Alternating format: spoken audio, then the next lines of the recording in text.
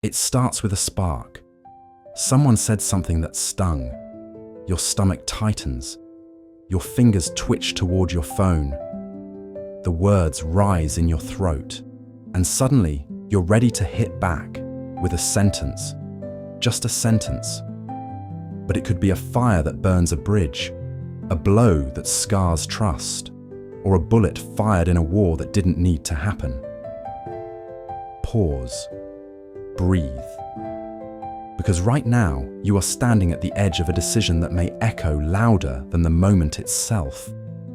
The Stoics, those ancient warriors of thought, had a warning. Anger begins with madness and ends with regret. They believed that nothing beautiful, nothing wise, nothing lasting was ever born from anger. In an age where one angry message can ruin a relationship, a job, a reputation, this wisdom matters more than ever. So today, before you text in anger, before your emotions press send, let's explore 7 Stoic strategies to turn that impulse into insight, that chaos into control, and that reaction into a reflection of your highest self. 1. The delay principle. Let time do its work. Seneca said, "The greatest remedy for anger is delay, because emotions are waves, and waves crash hardest just before they pass. What feels urgent right now, this burning need to respond, will often dissolve in the quiet space of a few minutes, a few hours, a single night's sleep. When you wait, you allow wisdom to catch up with emotion. So next time, before you send that message, set your phone down. Walk away. Let your better self take the wheel." Satyafral. 2. Words are energy, and energy doesn't die. Modern science tells us that thoughts are electrical signals, emotions release chemicals, and words are all energy released into the world. When you text in anger, you are releasing a vibration, a force that echoes in the heart and mind of another.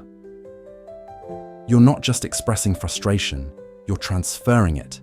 So ask yourself, do I want this person to carry my poison or my peace? Every message is a choice. Choose energy that heals, not wounds. 3. Would Marcus Aurelius send this? Before you respond, picture this: the Emperor of Rome, holding a scroll and stylus, furious at a senator's insult. Would he scribble an emotional rant? Number. He would tone, pause, breathe, and write only what reflects wisdom. He wrote, "You have power over your mind, not outside events. Realize this, and you will find strength. Your phone is your scroll.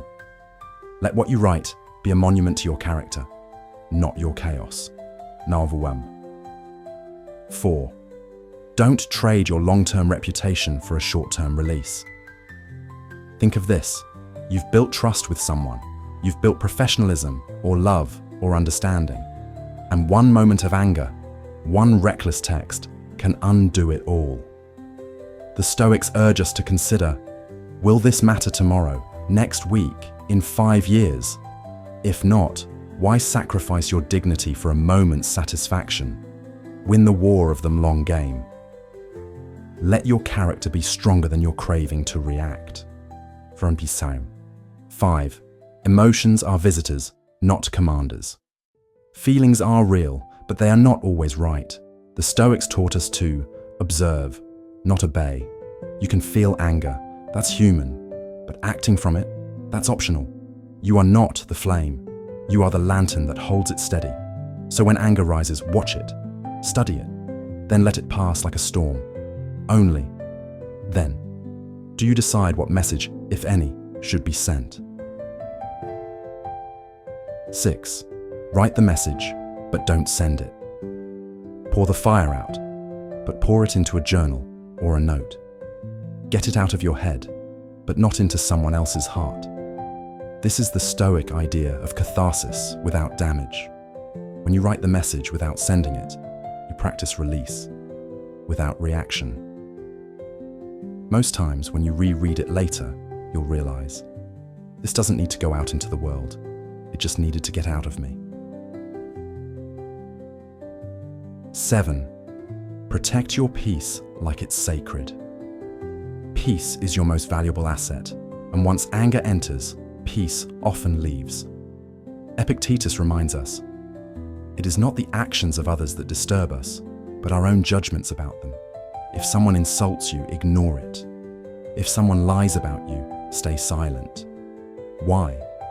Because your peace is more valuable than proving them wrong, and often the strongest voice is the one that chooses to remain silent. Every time you resist the urge to text in anger, you strengthen the muscle of self-mastery. You show yourself and the world that you don't react from impulse. You respond from principle. So next time the message burns on your tongue, next time your pride begs to be unleashed, remember this. You are not here to win arguments. You are here to win one's peace of mind. And the wisest people, the ones we remember, weren't the loudest. They were the stillest, the calmest, the clearest. Today, become that person, because silence isn't weakness. It's your high superpower.